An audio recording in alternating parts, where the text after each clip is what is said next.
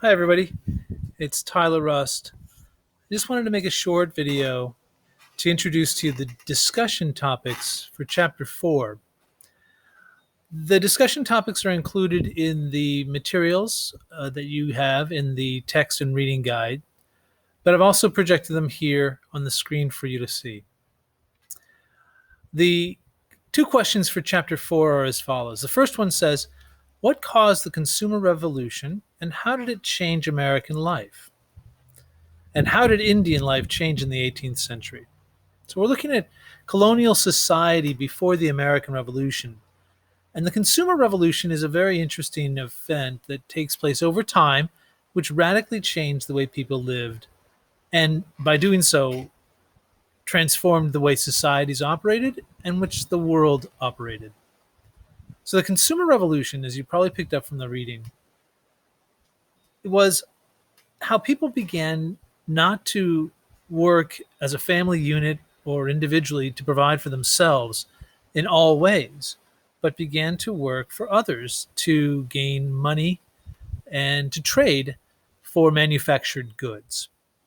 Right. So while people had been trading forever, right, a chicken for this, a service here, a service there, and there was coinage and money being traded.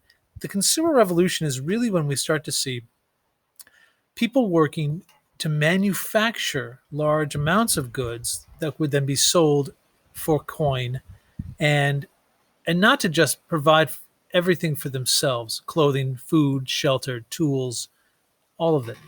Now what you'd see is people working in a profession or as part of a factory system, maybe as an apprentice or as a journeyman, to become an expert in a certain field.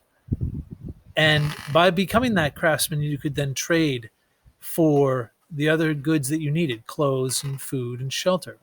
So a shoemaker, a tailor, a potter, a baker, a blacksmith, all of these things would have become professions that would have trained future generations in how to trade their own skill sets for more of what they needed, and more of what they needed was being manufactured in large numbers rather than in small quantities by skilled craftsmen. You now have factories producing large numbers of furniture, food, clothing, etc. And this changed American life in the sense that people were no longer necessarily working with their families at home, but would be working for other people, and that they weren't trading their skills for someone else's skills. They would have cash, and that cash could be used to expand the size of the economy, to allow for more flexibility, to allow for more investment, to allow for more speculation.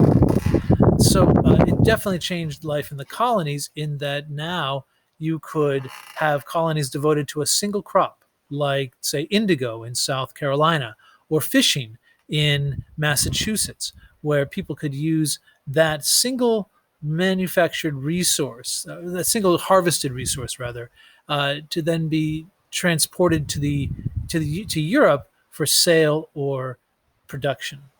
And this, of course, leads to whole colonies being devoted to the production of tobacco and the harvesting of that very taxing crop.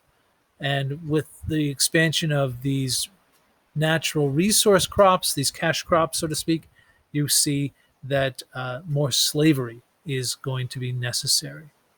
Now, the second question is, how did Indian life change in the 18th century? So with the establishment of European colonies in North America, Native Americans had a number of difficult choices presented to them. They could trade and cooperate, as they did with the French. They could become converted and part of an empire, a European empire, like the Spanish converted Native Americans to Catholicism, or they could be driven out, as they were of their lands by the British, who did not see to accept them. So these are the two discussion questions for Chapter 4. I hope that you enjoyed it, and I'd love to hear your insights and your questions around this.